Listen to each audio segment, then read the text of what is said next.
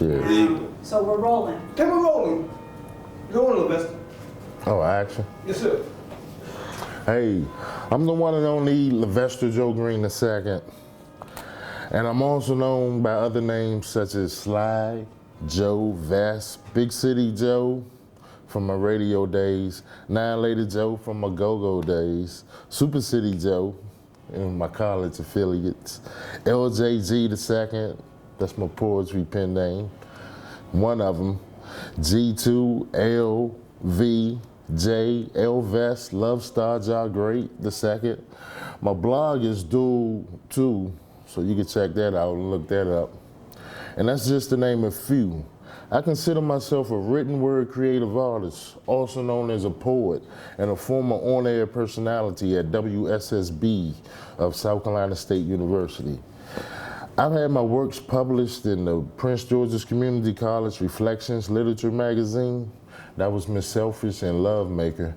And then I had Love Maker and Shooter printed in the Collegian, that's the South Carolina State University newspaper. Then I had another poem, Twinkle in the Twilight, published in the Trilogy, the University of the District of Columbia School newspaper. I also served as their poetry editor for like a semester. I've also received many certificates and awards and honorable mentions for my poetry from famous poets and poetry.com, just to name a couple. I participated via telephone with Poetry Over Music producers. They produce blogtalkradio.com show, and that's the name of the show, Poetry Over Music. You can look them up, check them out. I haven't found the shows that I was on. But it should be in the archives. I've even published a chapbook of poems titled Sure There's a New President, but It's the Same Old Bush, as well as a full book of poems titled 4:20 in the Afternoon. The website is still up for the chapbook, even though it's no longer operating. And as far as finding my book 4:20 in the Afternoon, the printer went out of business like a week or two after I got it printed. That was a division of poetry.com, so they went out of business, and a lot of technicalities. They basically rolled out with my set of printed books that I had just paid for. Okay. So I'm gonna read Love Maker right here, but I gotta go print it out. This is for editorial purposes. So it's in like segments. So the next segment is I'm gonna go ahead and talk about Love Maker some. Love Maker was my first poem, and I wrote Love Maker the summer of my high school graduation after I met my daughter's mother. She was kind of like my muse, my inspiration, my joy that made my heart sing and flutter. We were pretty much a happy young budding family until they were basically abducted at gunpoint out in front of my mother's place. It left me emotionally distraught. I quickly called her mother about the incident rather than the police, and she gave me the confidence that she could get to the bottom of the situation and knew more of what might be going on. I ended up spending the next decade, more than 10 years, living with my mother and helping raise my brother's kids. My life has been full of tough situations, and sometimes, on more than one occasion, oh, hold on, I gotta read that again. My life's been full of tough situations, and sometimes on more than one occasion, so I don't necessarily have everything in chronological order. That's the traumatization of it all. But it's still in there, it's like ragu, you know what I mean? I just don't have it, there's so much trauma, you know what I mean? But it's like pick a story.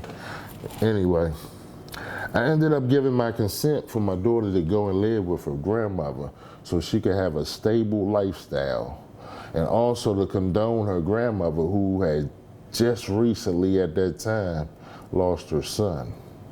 That would be my daughter's uncle on her mother's side, to a reckless driver on his way to school one morning shortly after going to live with his father. A few of my letters got through to my daughter, then I was cut off from communicating with her. I finally found a trace of her when I located her on Facebook upon my first joining.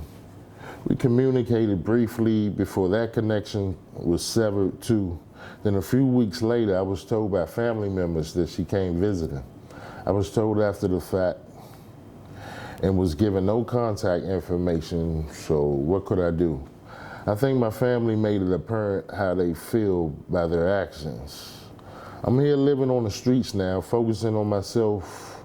It was the actions of my niece when she punctured my air mattress. We gotta close the door. That's interference? Angie, how did that sound? You could hear him. Yeah, so Scott, we need her to come out. Scott, is that your name? Sorry, I'm gonna close the door so we don't. God bless you. Let's see if we can these guys over here, sir. Close this door. There you go. Thank you. We're still rolling, right? Still rolling, So still rolling. keep going. Keep going. All right. Lester. I was told after the fact and was given no contact information, so what could I do? I think my family made it apparent how they feel about their actions. I'm here living on the streets now, focusing on myself. It was the actions of my niece when she punched my air mattress and tossed it out into the front yard that I really became homeless. You know, the rest of my stuff soon followed, and thus I was thrust back into society and real life on my own to begin my recovery process of getting back into the rhythm of life, learning how to be independent again, like when I first went off to college. Do a couple of poems right there. I might even already got them recorded on YouTube. All right, but the next piece.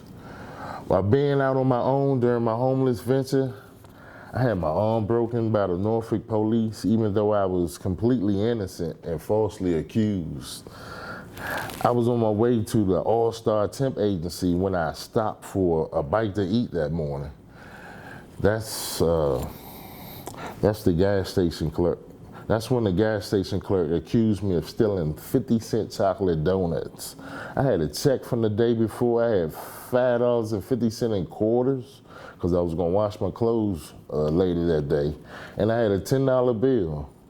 So it's like, why would I want to steal 50-cent donuts? Matter of fact, I bought some 50-cent sunflower seeds before I left the store. I went on, he called the police, they issued a warrant off of his accusation, and then they stopped me about a block away from work.